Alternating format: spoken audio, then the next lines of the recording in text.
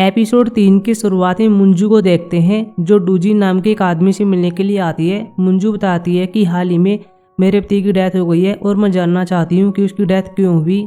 मैंने उसके फ़ोन को चेक किया था और हाल ही में आपने उससे बात की थी, क्या वो आपसे मिलने के लिए आया था? यह भी हाँ मरता है और कहता है कि उसने मुझे एक लेटर दिखाया था जो कि उसके दोस्त मिलर ने उसको दिया था। लेटर के बारे में हम पहले से जानते हैं कि उसमें क्या लिखा हुआ है। डूजिन बताता है कि फिर भी वह री यूनियन करने पर जोर दे रहा था और मुझे अपने कैंपेन में शामिल होने के लिए कहा ताकि मैं उसकी हेल्प कर पाऊँ। मंजू कहती है कि आपने क्या किया, क्या आपने हेल्प की? लेकिन यह कहता है कि नहीं, क्या मैं पागल हूँ, मैं ऐसा क्यों करूँगा? मैंने उसे फादर यांग से मिला था लेकिन उसकी भी डेथ हो गई, फादर यांग की भी डेथ हो गई और मुझे बताया कि मेरी जान भी जा सकती है, इसलिए मैं पैकिंग कर रहा हूँ। मैं अर्जेंटीना जाऊँगा, वहाँ पर मेरे रिलेटिव हैं। मंजू बताती है कि जब मैं पहली बार साउथ कोरिया आई थी तो आपने मुझे सब कुछ सिखाया था। मैं प्रेसिडेंट बनना चाहती हूँ और उसके लिए कैंपेन करूँगी। ये मेरा कैंपेन प्लान है, आप इसको देख लेना। यह कहकर ही चली जाती है। अगले सीन में मंजू की वह फोटो वायरल हो जाती है जहाँ पर ये बाहें फैलाकर अपने पति को योंगजून से बचा रही थी। सभी लोग इसी कॉम्प्लीमेंट करते हैं और ये देखती देखती फेमस हो गई थी। अगले सीन में ओके सियोन को देखते हैं जो कि एक प्रेसिडेंट कैंडिडेट से मिलने के लिए आती है। इसका नाम मनगी होता है। ओके सियोन कहती है कि मेरे पति की बहुत पहले डेथ हो गई थी लेकिन उसने मेरे लिए कैबिनेट छोड़ा। मैंने उस कैबिनेट में जांच की और उस पर आपका नाम था, यानी कि उस कैबिनेट में आपके खिलाफ सबूत हैं। बाद में दिखाती भी है। सबूत इसकी बेटी के बारे में होते हैं जो कि नाजायज होती है। मनगी से पूछता है तुम क्या चाहती हो? इसने कह दिया था कि मंजू प्रेसिडेंट बनना चाहती है इसलिए उसके रास्ते से हट जाओ। अगले इसमें मंजू को देखते हैं जो कि जुनसंग के साथ होती है। यह भी इसको ब्लैकमेल करती है। 2015 के केस को ले आती है, बताती है कि तुम कैसे नशे में थे और तुमने 2 इंसानों को मार दिया था। लेकिन यह कहता है कि यह केस पहले बंद हो चुका है।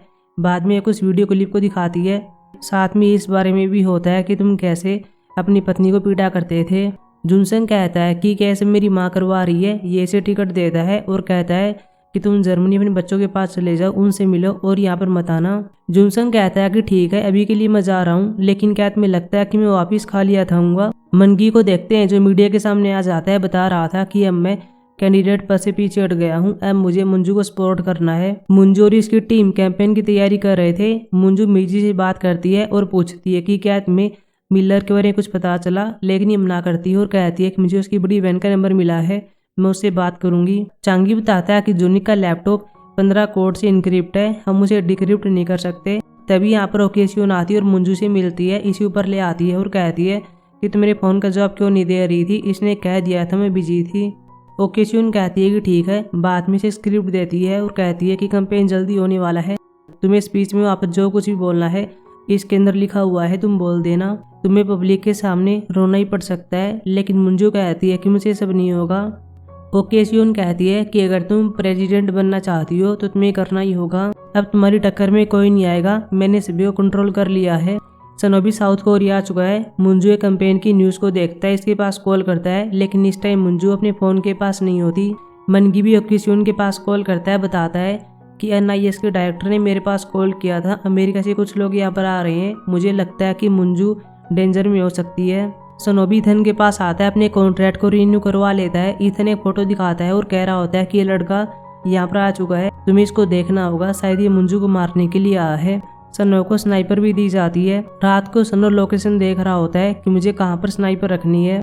मंजू सोई हुई थी, इसके पास ग्योंगसिन कॉल करती है और कहती है कि मैंने कभी एज्यूम नहीं किया था कि तुम मेरे अगेंस्ट हो जाओगी, लेकिन चाहे कुछ भी हो जाए मेरा एक ही काम है, वॉर को रुकवाना। मंजू कहती है कि वॉर को रुकवाना अच्छी बात होती है, लेकिन तुमने कहा था कि तुम मेरे पति की डेथ का यूज़ करके ये काम करना चाहती हो, लेकिन मैं ऐसा कभी नहीं होने दे सकती, तुम्हें जो कुछ भी करना है कर लो।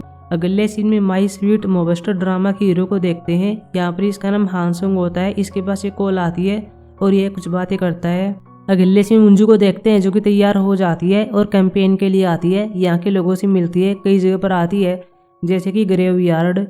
कैंपेन की मैनेजर मिजी होती है, पास में सन्नू होता है जो स्नाइपर लेकर खड़ा हुआ था। लेकिन तभी इसके पास इथन मैसेज करता है और कह रहा होता है कि हमें पता चल गया कि लड़का कौन है, इसका नाम डस्टिन ह्यून है और ये एक बॉम्ब टेक्नीशियन है। मंजू का अगला काम ट्रेन में बैठना होता है और सियोल तक जाना होता है। सनो इसके पास कॉल करने का ट्राई करता है लेकिन ये पिक नहीं करती। बाद में चांगी से बात करता है और कह रहा होता है कि मंजू ट्रेन में नहीं बैठनी चाहिए, इसे वापिस बुला लो। हालांकि ये सभी लाइव मंजू को देख रहे थे और मंजू सीट पर बैठ जाती है। सनु फोन पर मंजू से बात करता है और कह रहा होता है कि सीट से खड़ी मत होना, मुझे लगता है कि अब बम हो सकता है, मैं अगले स्टेशन पर तुमसे मिलूंगा।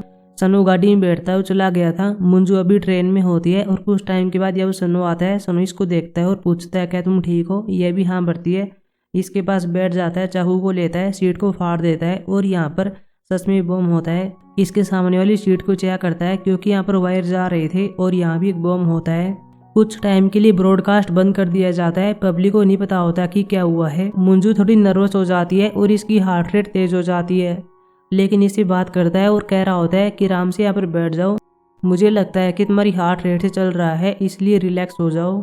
सनु ने पहले इनसे कह दिया था कि पुलिस के पास कॉल कर देना, इसलिए पुलिस यहाँ पर आ जाती है और इनसे बातें करती है। सनु को पता चलता है कि बम 6 मिनट में फट जाएगा और बम को डिफ्यूज करने वाले 10 मिनट में यहाँ पर आएंगे। सनु पुलिस वाले से कहता है कि आगे जो भी पब्लिक है उन्हें यहाँ से हटा दो। बाद में अब ऐसे ही किया जाता है। मिजी और चांगी को भी यहाँ से जाना पड़ता है, अभी दोनों यहाँ पर रह गए थे। सनु से पूछता है कि अगर तुम बच जाओगी तो क्या करोगी। इसने कह दिया था कि मैं तो ठंडी वाली अल्कोहल पीऊंगी। यह सुनकर ये स्माइल करता है और कह रहा होता है कि तुम जल्दी बच जाओगी, अभी हमें सीट चेंज करने की जरूरत है, पब्लिक बाहर तुम्हारा वेट कर रही है, तुम्हें जाना होगा।